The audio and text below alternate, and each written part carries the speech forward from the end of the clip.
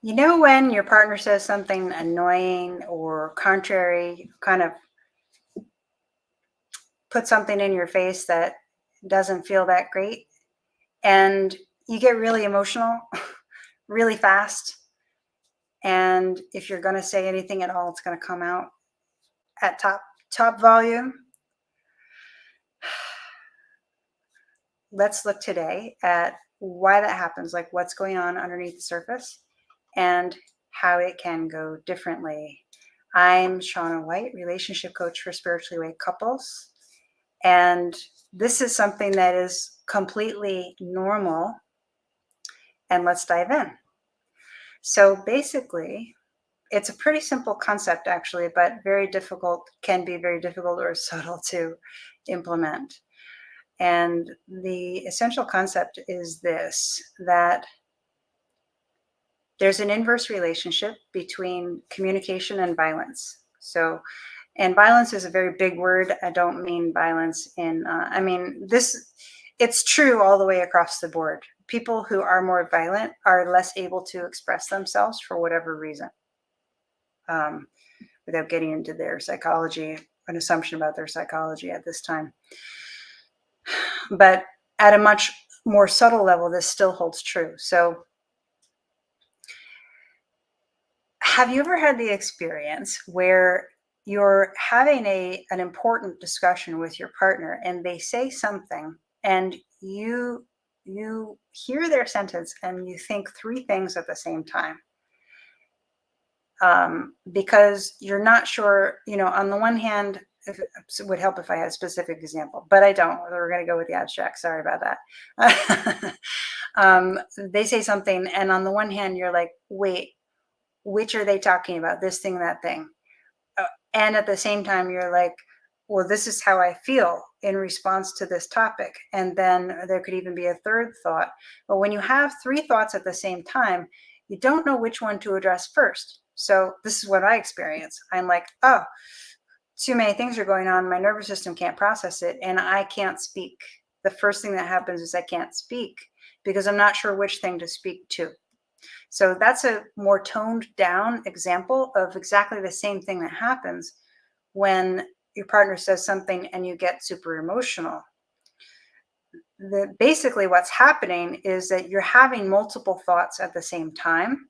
Some of those thoughts can be putting extra meaning on top of it. So your partner might say, for instance, here's an example. It comes from a dialogue I had with someone in a Facebook group. The husband and wife, and the husband says to the wife, that shirt is not flattering on you. Now she can hear that.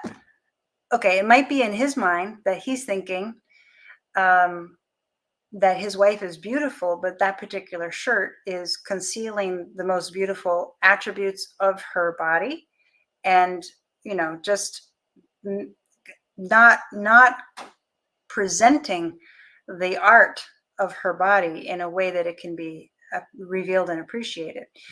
But she might hear it that he doesn't like the way she looks, and that it doesn't even work with that shirt on. So regardless of what he thinks, she, in her mind, if she's thinking, oh, I'm ugly, and this shirt is just making it visible that I'm ugly, she's putting meaning on what he's saying. That adds information to what she's trying to process in the moment. So when your partner says something that you have a reaction to, that reaction usually contains at least one piece of meaning that you're adding to that information that's coming at you. But it could include even multiple layers of meaning or interpretation. And what you would say that's just completely innocent and honest is not available to you because your nervous system is overloaded with the different things that this means. It means he doesn't respect me. It means that he doesn't think I'm beautiful. It means that I'm not beautiful. It means that, and the fact that I'm not beautiful means that I'm not lovable because women are loved for their beauty, or whatever might be going on in the mind. When you have so many things going on in your mind at once, that you can't act in the way of clear articulation. And then at the same time, there's an emotional reaction to this thought and to that thought and to that thought and to that thought. All the meaning that, he doesn't like the way I look, and the meaning that I'm ugly, and the meaning that I'm not lovable because I'm not meeting the standards that women supposedly have to meet, or whatever might be going on in her mind. But all three of those examples that could be going on in her mind at the same time can generate an emotional reaction. So it's like the breaker blows, basically. There's too much emotional energy going through the nervous system, and the person cannot find the words to express what's going on, can't even separate, might not even see 3 out of the 4 things that are going through her mind. But she is feeling the emotion that's coming from those 3 or 4 things that are going through her mind. And so that is what builds up emotional energy really fast. Also, really fast. I'll get to the also thing in a second. That's what builds up the emotional energy really fast, and then causes a glut in the articulation center, where all she can do is just express the words that will satisfy the emotion that's got built up, that will help vent the emotion that got built up. But she won't even necessarily say anything that makes sense. Whereas if she were able to slow down and notice, and it takes practice, and it takes doing this so that you don't have so many thoughts that come up, like practicing not putting meaning on what people say, practicing not filling in the blanks, gives you more space in your mind, so that when something comes up, instead of having to process 4 thoughts and 3 of them are subconscious, you can actually slow it down and process maybe 1 or 2 thoughts and the emotional meaning on them, and slow it down enough, back it up. Okay, that's meaning that I applied. Let me say, oh, I can ask my husband a question. What about it is not flattering? Or whatever the question might be, that's the question that you would ask if you didn't have all of the extra meaning that's coming up and all the emotional reactions. So that's where sticking points can be handled in a peaceful place, is when you can process the energy of the energy of the thoughts and the emotions slowly, and say what's honest without reacting. Actually find what's honest if you didn't put the extra meaning on things. That's where peace comes from. Now, the other thing that here's the also is, if you have a history with your partner where you've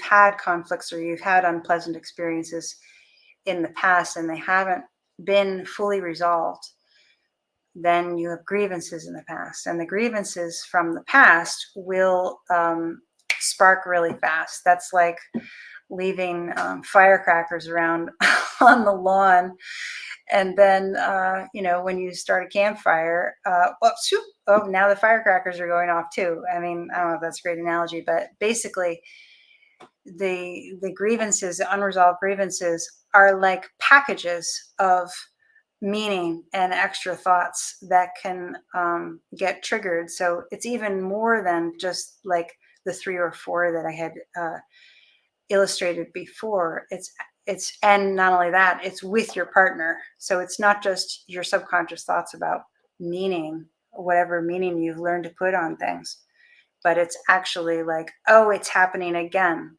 And the fatigue from the fatigue, and also like the rut gets deeper every time you revisit a grievance without resolving it. It becomes like something that you practice, these angry thoughts.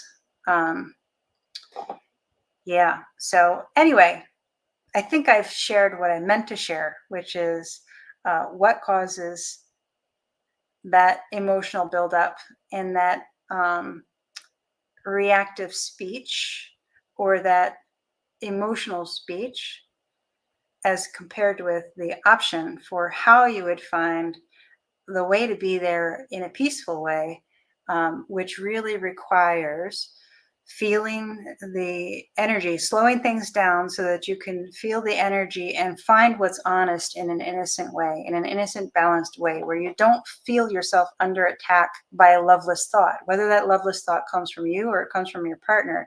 The place where you don't feel under attack, but you can actually give yourself the space to just share what's honest, with just in response to the information, the simple information that's presenting itself to you.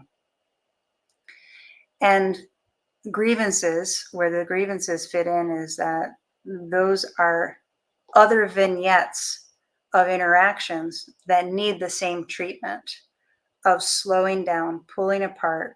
What was the meaning that I placed on it? What are the honest questions I have for my partner? And find that slow, simple, innocent honesty to break down the grievances and arrive at a genuine resolution.